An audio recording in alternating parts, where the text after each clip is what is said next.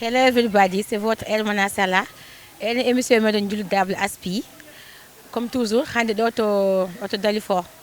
Comme vous le savez, nous avons dit que nous avons terminé Nagasaki.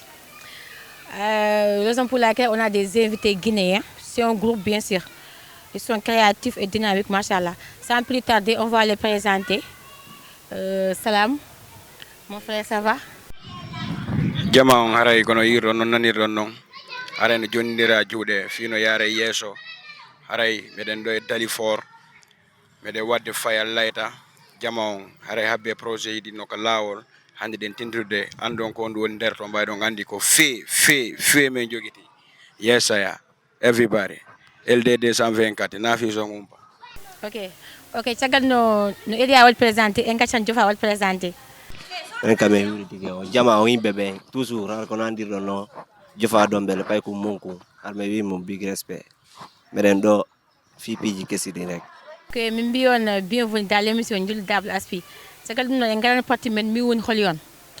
mi namdo on holɓe woni LD 224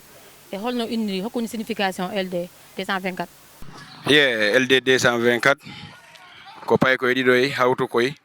haaldi fotti golle moƴƴe fino yara yeeso ko ɗum winte LD 224 haray ko Jofa Heria Boy Leluma Kindiya woni LD 224 haray golle ɗen noon ko golle woni nder toon kadi yesaya ok joni an Jofa mi namdema LD 224 holno ardi pourquoi mbaɗon choisir oɗon inde yo ko addi LD 224 avant tout ɗum no woni la fierté taw ko harla welti sa alani kala suno moɗo parce que sa nani LD 224 ko wunde ɗum noon koko Allah yuri quoi so minima noon ko Allah yuri LD 224 tigi tigi ko jibina ɗon ko yimɓe ɗiɗo arɓe fotti noko goto o wi Leluma o wi Dombele min ko mi Dombele kanko mo Leluma donc ɗo min choisi goɗɗum goo pourquoi pas mi waɗa référence ko mi yiwi ɗo ɗum ɗo woni LD 224 voilà 224 on woni indicatif guinéen holno mbaɗon feere ha gantirɗon comment vous êtes rencontré waaw ko ɗum minuma nden o wonde koko Allah yuri quoi comme komi haalanma kon ɗum nonani kono wonno ardi ha gandirɗon o yiɗa ɗo wo ko sabu waɗe hamɓe gandidiri menen ɗiɗo ene fof no wodi hoto tagui yimɓe gantiri sabu Allah ene fof sabu Allah mais on holno gandirɗon holno tagui anima ko gantirɗon waɗi ha menen ɗo ɓe gandidiri ko ɗum ɗo min ko sabu petiwum goo minno ko big up respect ko moƴƴa petiwum goo petiwum depuis enfance moɗon non 2019 ɗo mo yaali ha ko sabu on ɗon waɗi hammi andi o ɗo mais ɓayal ɗon waɗi arkiseji amen no yaadi jinnaji ɗin no yaadi voilà ko ɗum waɗi tawi min wata accude ɗum noon ko ha ɓawa ko ɗum waɗi ha hande min hewti ɗo ko ɗum ɗo woni LD 224 joni mi namdo ano Elia holno puɗɗon carrière moɗon musique onon quelle année waaw carrière amen musique o min fuɗɗi depuis 2021 min fuɗɗi carrière amen o min fuɗɗi gollude musique 2022 ok 2022 depuis 2022 waaw ok ano Jofa on puɗɗon carrière nde on puɗɗi en tant que solo walla on puɗɗi par groupe carrière mo musique par groupe puɗɗoɗon no puɗɗa musique nde walla puɗɗon ko par carrière solo manam guila puɗɗa carrière ma musique artan puɗɗa en tant goto walla artan puɗɗa an mo puɗɗi ɗon fayre minete ko groupe on fuɗɗore an parce que min ko min tum wonno mi fuɗɗino an goto fuɗɗino voilà mais komi fuɗɗi heɓale 1 mois mais kanko hari moɗo fami tawi mo faala min keeɗam faala o tawma mais o yaadi ɓenɗe jaadi voilà jikkuji aussi kadi jaadi yaadi ok so ɗum ɓenni Elia mi namdema oɗon miiji wadde carrière mon fof en tant que carrière groupe walla oɗon miiji surtout un jour mon fof yaha banggue muɗum par ce que enen fof eɗen gandi carrière solo ɓuuri waɗi avantage par rapport à carrière groupe je m'explique par ce que déjà min joni somi jogui projet goto jimmi gara kettina e projet o soko musique walla tawi ko shooting goto to an goto cohlumi aɗa wawi miijade mbiya a wawata wadde ɗumen sans neɗɗo ma goɗɗo o andi ɗum fof joni ene wawi nangudema par ce que joni an onon hono miijoɗon on mbaɗan en tant que carrière groupe pour toute votre vie walla oɗon miiji wadde carrière en tant que solo mi faami ko ala kon minen kalira men on décision amen on mi wiyata o big up Balléjar depuis la Guinée Conakry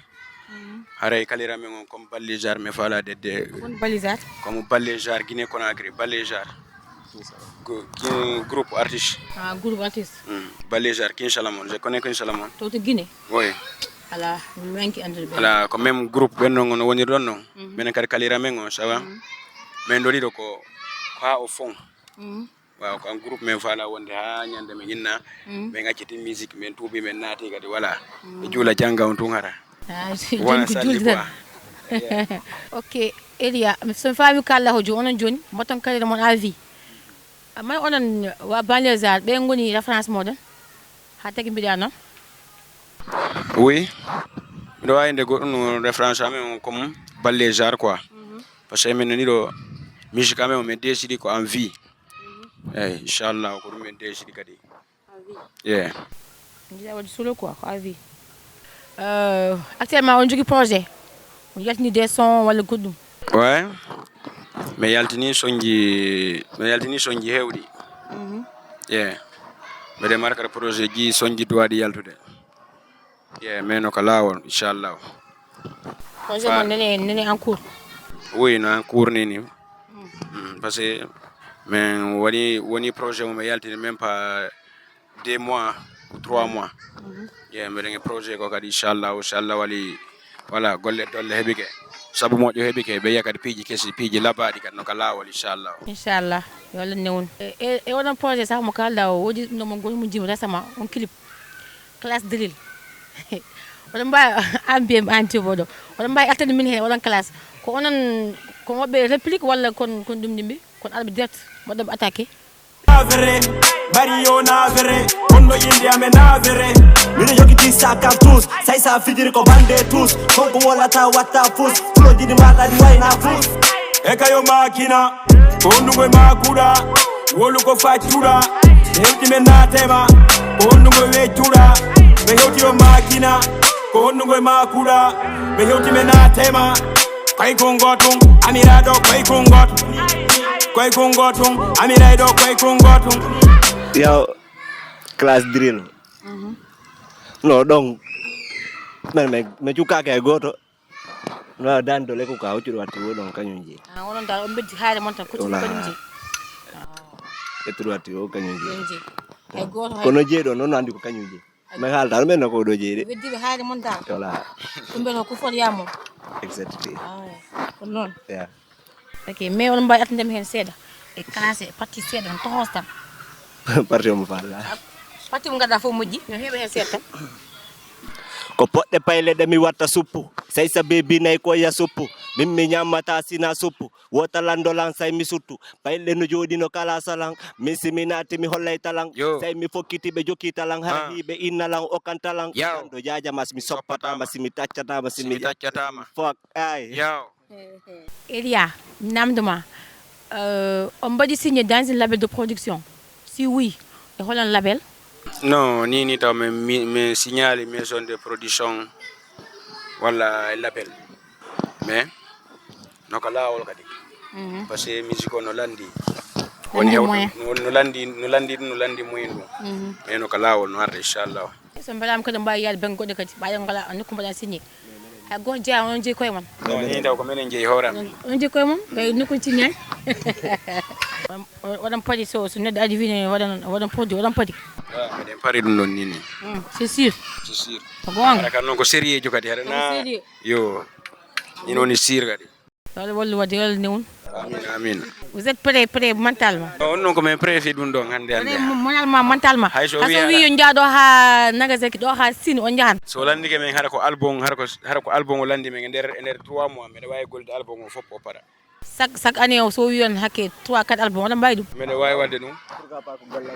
on layude on bi de musique woni vie mondial doni ka jiija joni quoi doni ka jiija wala andube no andi kambe be ye golle de golle tolle ah bon assez bien weltima ke réponse ma wadden ok ano jofaɓe namdema genre projet mon ndi fof woni so woni mon ndi fof hol gonne hen souvenirma hon ɓuuɗa andude ganda o sa heeɗima tan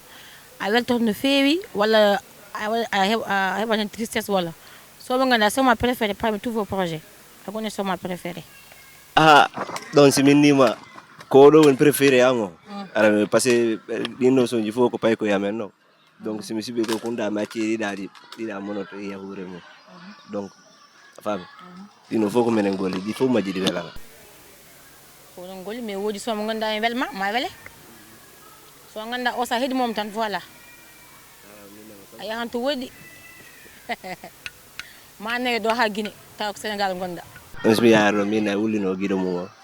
wullino guiɗo mum o wullino guiɗo mum o ano wiide yimna men titiron kono wullino guiɗo mum o yimna men seeɗa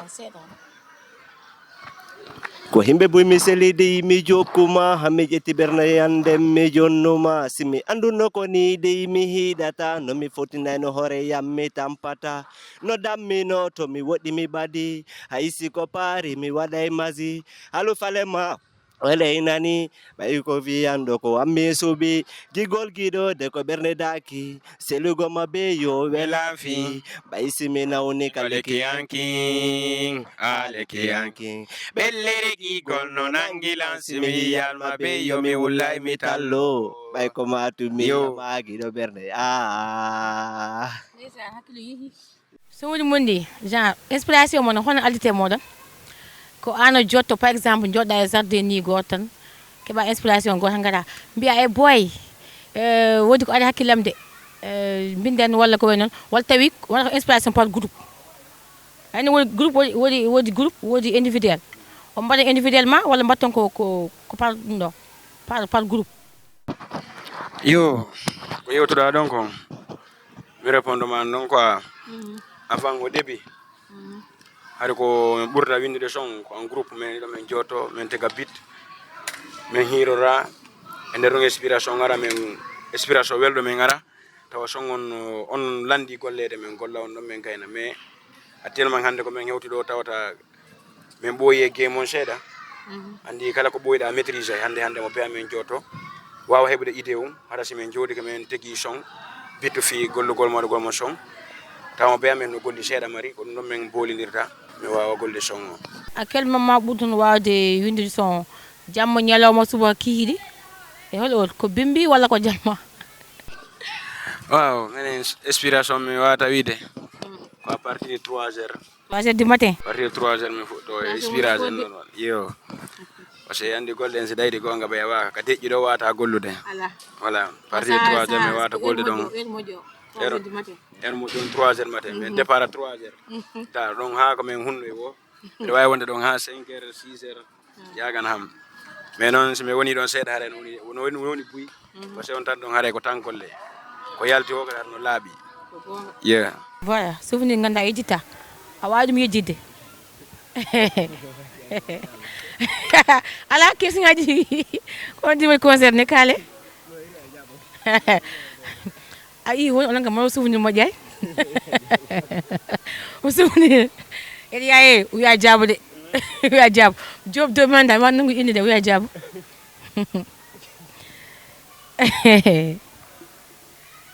bisimilla question réponse wiɗa mi jaabono e wiya jaabu na hokkimo wiya jaabu o wi waaw même lawa inde e souvenir amen on ko wayde ko hunde nde mi yeggidata hunde nde mi yeggidata ngolli un jour mi yaltiɗo fi jour concert ɓamtu voix ma jakata ɓamtu dande ma nde voix ma o waaw min un jour mi yaltiɗo concert taw ɗon concert ɗon min mari fanji concert ko holto wonno on ko duta sek wonno miɗen mari fanji min déplacé essaye 3 taxis ou 4 taxi ara yoɓe moto tawaka min hewti koɓe promoteur jo indi men mi wata fijude tawi indi mi wata fijude tawi min tardu seeɗa eyyi kon concert ɗo mi andi min mi heeɓi souvenir ko mettilan saabu ndu noon saabu yimɓeɓe mi déplace ɓe e saabu fans ji ɗin dal tawi marno plaisir yugo komin fijata kon ko ɗum naɓi ɓe tawata mi wawal fijude ɓe yoɓi mbuudi maɓɓe ɓe naati quoi ay ngara ko noon mari tuusuman e nder kaliran gumɗata oɗo souvenir mi yiti mi andi toon ɗo o mettay lan ko ɗo waɗi ha joni kadi sa waɗi lan programme mi respecta heure waɗe sa wiyama 20 heures gattaw 16 heures joni sa yi ɗum 20 heures mi hewti 20 heures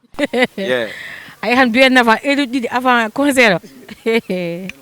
yo respecté heure mino moƴƴi hen wadde hen ɗum waɗi c'est bien joni en gaɗanne côté découverte ok actuellement ni e Guinée hol artiste ɓuurɗo wadde célèbre ɓuurɗo wadde suivi e hole ko hol yon artiste jo wonɗo célèbre ni ɓuurɗo wadde suivi ganda tum fewi ni fattu jaɗa fof kam ton nan ah ɗum ɗo da ko junnete haala noon fof ino anndi ko hol yon président prési woni prési sayfo sayfo haala goɗɗo wacca on ɗo ni kam woni roi game o ni kay a godala ni de an haalde min haali kay sayfo mi wi ihi sayfo comme ko mbiɗen ko découverte Elia côté clip garten clip mo ngannduɗa ɓurɗo yode clipaji baɗɗo cartonné e clipaji ɗi fof waɗa actuellement ni en Guinée ko hol yon clip joni waɗede lagine ɗi clip joɗɗo baɗɗo fayida alors clip mi darata mi tawa hi vraiment oɗo clip machallah il est bien travaillé il est bien financé feƴƴaka comme ko jofa woli ko ko sayfo mi wawi inde mono ngam sayfon tan wonton ɗum ɗo non na ɗum mais min miɗo wawi nde ko sayfo mi ɓuuri jonde ɗon womi ɓuuri valitude dal e affaire ɗum ɗon nini en Guinée hettiɓe fof noon ɓe wakkili hewɓe no toon clip uji maɓɓe no laaɓi tout ça mais min komi wayinde nini hara ko clip marɗo modalité welayɗo lan qualité welayɗo lan nini ko sayfo mi wata inde hara ko bon financé Guinée est ce que toon musique o ene yoɓa buuɗi no feewi musique mono a wawi nangude a wawi considéré musique o comme ko liggey dal ha joga liggey goɗɗo Sadio hara ko Guinée wonɗa Guinée kalen par ce que onon ko Guinée bien sûr mais hara ko Guinée toon wonɗa sa woni ko musique o ɗum jokkata radio kal golle goo no wawi wonde musique o yoɓa carrément a yiyen hoorema no feewi waaw côté fof ay kay côté fof kay min ko menen ɗo ko ɓayi yeeyi meɗen jooɗi ɗo ni ɓay na tomme on siko tomme on ara joni ay jeeyi non na ko haaleteno aɗa wona ɗum no haalte Elia onon ɗiɗo waɗi concerné question onon jogui fayi mon he nder fayi mon he woodi yimoɓe walla onon gattandani tan jimɗon oui min mbiɗo inna mbiɗo mari frère je goto yimo o quoi on ɓennamo Mamadou Leluma frère goto yeah Mamadou Leluma Woboson ok anani on son Woboson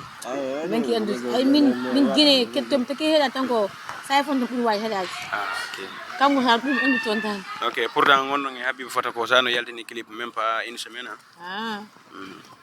gonnomi mari frère je goto yimowo gonga yeah on woni prosement ganduɗa woni jimowo e famille mon he walla ko sehil ma tan non on noon ko ɓiɗɗo ko cousine an tan cousin ma ko cousine an quoi ok oui ok émission o waɗatire à sa fin mi namdon onon ɗiɗo mbiyami hol conseil mon dokkoton ganduɗa suhaɓe wonɓe Guinée e jiɗi nadde ɗum ɗo he e showbiz hol conseil dokkotonɓe min ɗaɓe moɗon dal paygunɓe hol conseil mbawon hokkudeɓe oui ɗum noon mbiɗen prometti fansi ɓe wonɓe Lagine ɓen waɗugol toon concert surtout Leluma e Kindia nde delami waɗay toon concert inchallahu furfan jiyam e wonɓe toon min passé ɓe landike ha ɓe ronki min doya to mi waɗa ɓe concert il faut mi waɗa ɓe toon te concert inchallahu yeah hara famɓe amen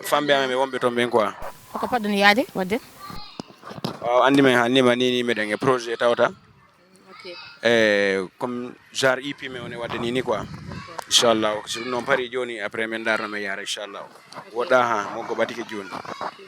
mi yiɗano kuppudema mais question mo mbimi hol conseil mo dokkaton onon ɗiɗo waɗi concerné zone ganduɗa e yiɗnade e showbiz woni raaɓo yiɗnade hen hol conseil mo dokkaton ɗum en tant que grand frère min taw kono minen taw hande ɗo komi haalanta wona faalaɓe yimude e wonɓe yimude mi halanta jama on si naati e jaron ɓe respectu ɓe finance a jaron ɓe moyto kadi fijundar entre maɓɓe e surtout kamɓe entre maɓɓe kamɓe rewɓe walla goɗɗungo ɓe protége hoore maɓɓe ɓe respecta hoore maɓɓe ko ɓe yahata woɓo ɓe andina yimɓe vraiment ko ɓe artiste respect en soi yeah donc ɗum mi wiɓe ok an jobon ko halta hen an woni conseil o ɗum non Zous andi ɗo mo ɓe andi ko no faala ko wi mum mo kala andi hono faala waɗirta ɗum noon mungu mais sa windike para ko ha cikko fami sa falama wunde ayni heɓantande tan ndewata marsude jamais a fami siɓe seli fof ɓe ni ko musique ɓe faala minataɓe wadde min miñira wi faala wadde min tamuta wadde kono yo focus fami ɓeyta hakkille makko ɗen o waɗa e mum wanda hin ko faala yadde ɗon o yahay par ce que min koye mum mi rewi quoi hande so mi yewti ɗo ɗum noon mari komi junnaɓe quoi te juste kadi la mari komi lancana village amen o message Dombele la nodditi guinée on fop na oma o na pullo maninke soso kisi toma landuma fop miɗo nodditi yo aru ƴewto Dombele Dombele no ɗum koye kinde yatawa ko sa feƴƴi kinde ara banguya yaha Dombele ton ndiyan ɗan forage o jatti ton quoi ndiyan ɗan mbeɗe martondiniraɓe ɓuyi Allah dandu ɗum no goɗɗo an down ses jamais mais lantori guinée on fof quoi yo tambito me fi ɗum noon quoi eyyi jeunesse Dombele on fof kay noon lan nodditiɓe eyyi yo min wallito me fi ɗum noon quoi. Merci pour les conseils. L'émission tire à sa fin. Faut que votre dernier mot, votre dernier mot. Wala nganda mi di poser on jimi. Faut que tu donnes halti. Taw nganda mi di halde mi no. Ye haray feƴƴa ko jofa yewti ɗon kon aray ko jonnidiro juuɗe wallidira fi fallito ɗon famille on fingol cangol ɗon ɗan ndiyan ɗon par ce que ngon maayo ɗon ko ndiya wara ɗan yimɓe woni ko accita ɗon joni ari sendi village on waɗimo adde joni on adde ɗon sa woni koma heɓa goɗɗum koma yaha ga sa memi ndiyan ɗan a maayi haray miɗo tori wonɓe kindi jeeyaɓe kindiya jibinande kindiya ha banguya haray ɓe jondini juuɗe ɓe wallidira ɗum ɗon e ɓe danda yimɓe ɓen e sova jama on wi maɓɓe on daale ɗum ɗon ko haray miɗo tori fop langini force à vous surtout noon kadi Lil Fresh langini mo big up par ce que ko waɗɗon kon ala dernier moment ga waɗi concert fi sar ɗum ɗon quoi fi ndiyan ɗan kon soñjude yimɓe ton ko ye tene joni noon haray min kala wima ɗon big up par ce que ɗum ɗon ko fi waltagol bani adama dal yesaya ok Elia an nder haala ma mbiɗa maayo ngo waray holno maayo waɗirta par ce que enen fof eɗen gandi maayo yimɓe guppayi woɓɓe looto ɓe kadi en jaha en jara hen beyi men baali men pucci hen fof en yaha hoto maayo holno maayo waɗirta waaw ngo maayo ɗo ko waɗi singo warde jama on mi sinami fayu koɓe jasata kalita to fi moƴƴingol barrage on woodi toon koɓe acciti ndiyan ɗan e ndiyan ɗan wondi acide ko ɗan ukkodiri e maayo ngon acide woni e ndiyan hen woni ko ukkodiri e ndiyan ɗan joni woni ndiyan ɗan sa memi ɗan puƴe ƴewa e mako ɗon e maya heɓata 3 jours ɓandu ma waɗa puƴe wona ko mayɗa même pas 3 jours joni noon joni hay ndiyan foti koɓe yara ko probléme il faut ɓe waka lumbitude gaɗa ɓe heɓa ndiyan koɓe yara ye aɗa noon lawi noon jama e jondir juuɗe ɓe wallidira fi ɗum ɗon ɓe wanna ɓe forage ji wona ɓe ala ndiyam ɓen toon e hoɗuɓe kadi ko binde ndiyam ɓen ɓe wallite marɓe tibbinde ɗo leydi moƴƴa ɓen okkora ɓen ɗo leydi ɓe wawa hoɗude ɗon haray mi lantori ɗum ɗon ɓe foof quoi ye ok bandiraɓe on nani ko haali ko waɗi lancé o message très important te enen fof eɗen gandi ndiyam woni neɗɗo a wawa yaade sa ndiyam ka jaro ka guppo ka baɗo foof te kamɓe déjà ɓe gala koɓe jeeri ɓe gala ko ɗum ni te won ton ko mawɓe ɗum noon onon bandiraɓe ganduɗa kala mbaɗo nangude hen ko wi ko so autorité walla kala mbaɗo jogade moyen yo fi Allah yo nangu hen aɗa walla ɓe par ce que déjà en mbawa wuude sa ndiyam ɗum kam c'est impossible ok caggal ɗum noon l' émission tise à sa fin joni en gaccan ɓe dokka en ɗo henna freestyle goto onon gandi ko ndiɗon hokkude minen mais bonne ɗo dal poussé ɗo henna comme no mbiyami ni vous êtes créatif et dynamique machallah poto inni yoɓe poto tabisiɓe fijiri me fusoyaɓe poto sabu noon ka golle maɓɓe inni yoɓe poto hande noon joɗi noon ka sera pon ɗon ara miɗo jogiti kaye on ɗon miɗo winda jangga noon ka sera pon ɗon woɓɓe gonno iwri noon ko sarden ton hara noon ɓe yinna lan zeta kone ɓe yiyay lan joɗi ka Facebook to walla miɗo joɗi noon ka TikTok to meɗen tappa bitti rappa cippira men hewtiga men hollama ko ɗen gappula noon men holtori ka microphone ɗo ko hombo kaadi dartotoɓe inna men e woni ɗo ɓayɓe andi kaadi noon ɓe wawata men haye fuuti noon ka microphone ɗo yaw ay poto yandi wota bato buye maɓɓe kaadi noon ɓe noddiraymo koto haysi woni kaadi noon ɓe holla talan mini holla talan payle gono toon de no joki talan hara hiɓe inalande hollan talan tawi siɓe fijiri kabi se kita ɗon aw simi nati nder to ndaru miɗo waɗa fijanala jalina ndaru miɗo waɗa hombo humpa arugami holla fati guine min watatindo miɗo ɓuuri jey kam miɗo ɓuuri ñaki ndaru si a fijiri anon appa Jibri microphone de yo jibri microphone de yo jibri microphone onne dali for jarulinga la cho boy même soko joge geje wa buma jege way sino boy he dema lay ray menen do ko right dali for fi manella go fi dali for fi right hip hop si men hewti kadi no yo payle fo yo chippo be hip hop sabu non ko baba mabbe hewti do be hip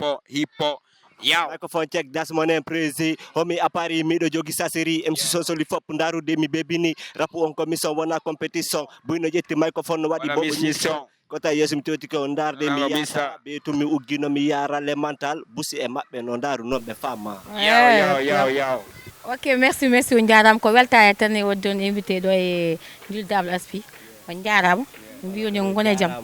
Ok, allez merci. Kadi abonno don e scène mabbe on partage Rapla Invasion yo ngandi ko filme Rapla Invasion voilà njey mo abonné yes I on don abonné on himbe be mabbe to kadi do wadde kadi clip uji buradi en voilà burdi marde dole kadi fala do kadi clip o kadi talando men numéro mabbe men jonnabe wanna mo vidéo har ko vidéo no magnifique yeah big up ko film ok c'est la famille on est ensemble. Vous pouvez aussi mettre dans les commentaires artistes mon dit de me inviter. Voilà. Comme chaque dimanche, Inch'Allah, même heure, même scène. Rapla Invasion, Tchako Tchakanam, Djadjef.